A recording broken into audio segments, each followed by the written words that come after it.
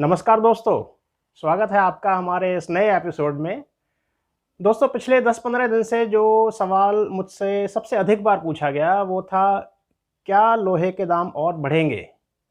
इसलिए हमने सोचा कि इस बार का जो एपिसोड है इसी विषय पर बनाना ठीक रहेगा।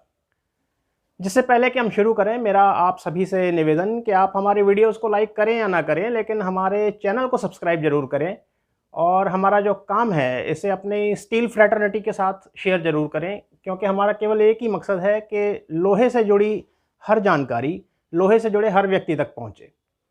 आपके पास भी अगर कोई लोहे से जुड़ी जानकारी है तो उसे आप वीडियोस के जरिए या आर्टिकल्स के जरिए हमारे साथ इस ईमेल आईडी पर शेयर कर सकते हैं। तो आइए शुरू करते हैं। लोहे में तेज़ी का आलम यह है कि जिससे पहले मैं ये वीडियो बनाता उससे पहले ही 8 दिसंबर को बाज़ार में लोहे के दाम 1 से 3 रुपए तक और बढ़ गए। सेगमेंट वाइज वृद्धि आप इस चार्ट में देख सकते हैं। दोस्तों, लोहे के दाम आगे और बढ़ेंगे या नहीं बढ़ेंगे, मैं चाहता हूं इसका उत्तर मैं नहीं लेकिन आप मुझे इस वीडियो के अंत में दें।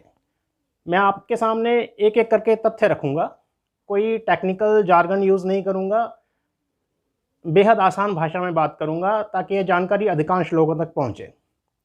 लोहे के दामों का बढ़ना या घटना बेसिकली 4 चीज़ों पर निर्भर करता है। ये है नंबर 1 रॉ मटेरियल कॉस्ट, जिसे हम इनपुट कॉस्ट भी कहते हैं। नंबर 2 डिमांड, नंबर 3 सप्लाई और number 4 strength of the lobby. तो आइए एक एक करके इन फैक्टर्स पर नज़र डालते हैं। शुरू करते हैं रॉ मटेरियल कॉस्ट से। लोहा या तो आयरन ओर से बनता है या स्क्रैप से बनता है। सबसे पहले बात करते हैं हम आयरन ओर की। आयरन ओर का एक्सपोर्ट 2019-20 में 2018-19 की तुलना में डबल हो गया और इस वर्ष भी बदस्तूर जारी है।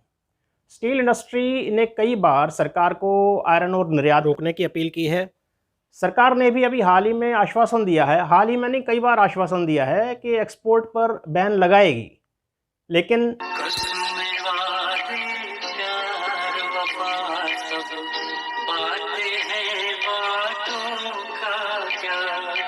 खैर बैन जब लगेगा तब लगेगा। उड़ीसा में जो 19 आयरन ओर माइंस ऑक्शन हुई हैं उसमें से भी अभी सिर्फ 5 ही सुचारू रूप से चल पाई हैं, बाकी कब तक चलेंगी पता नहीं। जून से लेकर अब तक आयरन ओर के रेट्स में 50 से 60% तक इजाफा हो चुका है। जब तक सप्लाई नहीं बढ़ती या फिर एक्सपोर्ट नहीं घटता, इसके रेट कम होने की कोई संभावना नहीं है। अब बात करते हैं स्क्रैप की। भारत में ज़्यादातर स्क्रैप आता है नॉर्थ अमेरिका से, यूरोप से और रशिया से। पहले साउथ अफ्रीका से भी आता था लेकिन अब नहीं आता। यदि हम पिछले 3 महीने का ट्रेंड देखें तो इंपोर्टेड स्क्रैप का रेट कम से कम 20 से 25% बढ़ चुका है। नॉर्थ अमेरिका और रशिया में बर्फ़बारी शुरू हो चुकी है। बर्फ़बारी जब शुरू होती है तो स्क्रैप की कलेक्शन और मूवमेंट बाधित होती है। यूरोप में क्रिसमस की छुट्टियां शुरू होने वाली हैं जो कि करीब 3 हफ्ते तक चलेंगी। जाहिर है स्क्रैप की सप्लाई और बाधित होगी। इसमें कोई दो राय नहीं कि स्क्रैप के दाम जनवरी में अभी और बढ़ेंगे। इनपुट कॉस्ट में तीसरा फैक्टर है फर्नेस ऑयल का। पिछले 1 महीने में क्रूड ऑयल का रेट 15 से 16% बढ़ चुका है। कोरोना वैक्सीन आने के बाद ये और बढ़ेगा, घटेगा नहीं, यानी इनपुट कॉस्ट में किसी तरफ से कोई राहत नहीं है। चलिए अब देखते हैं डिमांड का सिनेरियो। एलॉय स्टील की ज़्यादातर डिमांड आती है ऑटोमोबाइल सेक्टर से, जिसमें आते हैं commercial vehicles, passenger cars, 2 wheelers, 3 wheelers और ट्रैक्टर्स। इस चार्ट में आप देख सकते हैं। भारत में जब लॉकडाउन खुला तो दफ्तर, कारखाने, दुकानें वगैरह तो सब खुल गए, लेकिन पब्लिक ट्रांसपोर्ट पूरी तरह से शुरू नहीं हुआ। इस वजह से पैसेंजर कार्स और 2 व्हीलर्स बिक्री में काफ़ी उछाल देखने को मिला। इसके अलावा प्रधानमंत्री किसान विकास योजना के तहत भारत सरकार ट्रैक्टर्स पर 50% की सब्सिडी देने लगी, तो ट्रैक्टर्स की सेल में रिकॉर्ड इजाफा हुआ। अचानक से बढ़ी इस डिमांड के लिए हमारा स्टील सेक्टर बिल्कुल तैयार नहीं था, क्योंकि कोरोना काल के चलते लोहे का एक्सपोर्ट बहुत अच्छा चल रहा था, खास करके चीन और वेनेजुएला की बढ़ी हुई डिमांड की वजह से।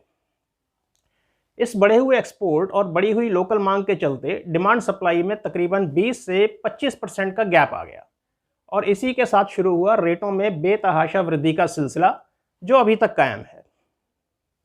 फेस्टिवल सीजन के बाद टू व्हीलर सेगमेंट और कार सेगमेंट में गिरावट आई है और जैसे जैसे पब्लिक ट्रांसपोर्ट खुलते जाएंगे इसमें और गिरावट देखने को मिलेगी।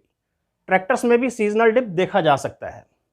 कॉमर्शियल व्हीकल्स अभी फ़िलहाल स्ट्रॉन्ग ही रहेंगे क्योंकि कोरोना वैक्सीन आने के बाद ट्रेड और बढ़ेगा। ईयर टू ईयर और मंथ टू मंथ कंपैरिजन आप इस चार्ट के जरिए पॉज करके देख सकते हैं। डिमांड के बाद अब हम नज़र डालते हैं सप्लाई सिनेरियो पर। जैसे जैसे डोमेस्टिक प्राइसेस बढ़ रहे हैं, स्टील प्रोड्यूसर्स के लिए लोकल मार्केट काफ़ी ल्यूक्रेटिव है। इस वजह से स्टील एक्सपोर्ट फ्रंट से डाइवर्ट होकर लोकल मार्केट में आएगा। अर्जस स्टील ने मॉडर्न स्टील को टेक ओवर करके अपनी capacity 1 lakh tons per annum और बढ़ा ली है और इसी महीने से प्रोडक्शन भी स्टार्ट कर दिया है। जैसवाल निको बड़े साइजेस में अपनी रोलिंग कैपेसिटी बढ़ा रहा है, जिससे हर महीने 15,000 टन अतिरिक्त स्टील उपलब्ध होगा।